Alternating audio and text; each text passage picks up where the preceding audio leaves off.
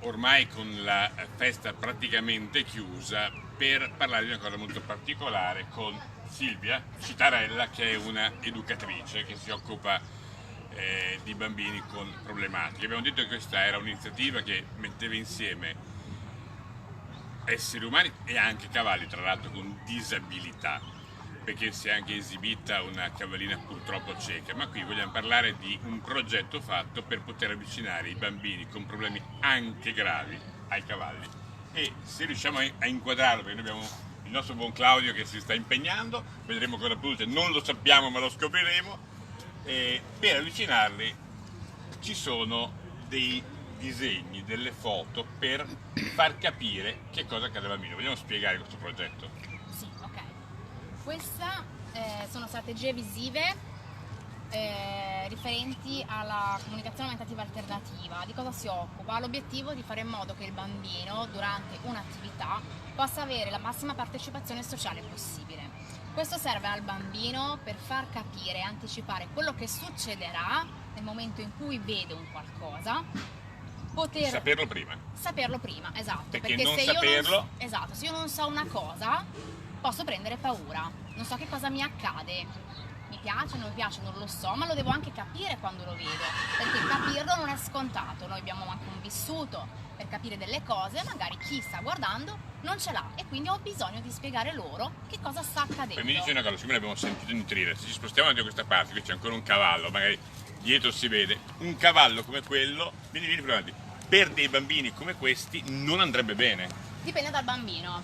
Tendenzialmente, mi spiegare che... Sì, dipende dalle competenze del bambino e dal bambino, nel senso che un cavallo così grande, se ha un bambino, per esempio in carrozzina, è un dislivello notevole. È meglio un pony. È meglio un pony. Che esatto. ne abbiamo visti fantastici. Torniamo allora alla messaggistica con i disegni. Continua a spiegare. In questo caso abbiamo fatto una tabella a tema rispetto al contesto cavalli, in cui il bambino possa dirmi quello che vuole fare con il cavallo, posso io spiegare quello che succede, anche per il bambino poi di potermelo richiedere, e poi anche le emozioni. È un percorso già sperimentato, è una novità. Allora, la festa... Questa con i cavalli. Questo con i cavalli qui a questa festa è la prima volta. No, con i cavalli in genere. No, penso che non sia la prima volta, però per quanto ci riguarda, il fatto di averlo potuto fare in questa festa, che ci ha dato la possibilità di creare non solo il contesto cavalli, ma tutta la festa accessibile a livello comunicativo. E poi abbiamo visto che c'erano anche messaggi anche per mangiare. Per mangiare i vari noi contesti. siamo sulla pagina di Fisebento, ci concentriamo sul cavallo. Com'è stato il rapporto di questi bambini, purtroppo con difficoltà anche gravi, con i cavalli attraverso questo sistema? Assolutamente bellissimo, emozionante. E io lo dico da terapista, è stato emozionante, perché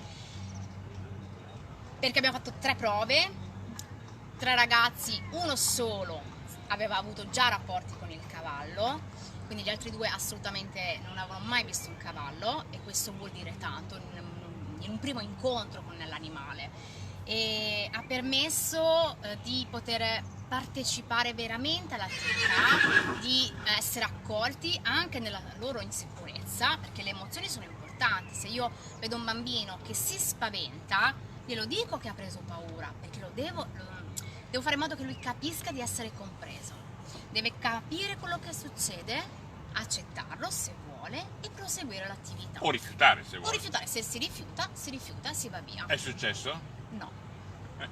Io non posso che augurarvi di continuare in questo percorso, perché credo che i cavalli possano davvero l'ipoterapia fare tanto bene ai bambini. Esatto, la cosa che ci preme dirle è che la terapia con i cavalli è importantissima, il cavallo è veramente un animale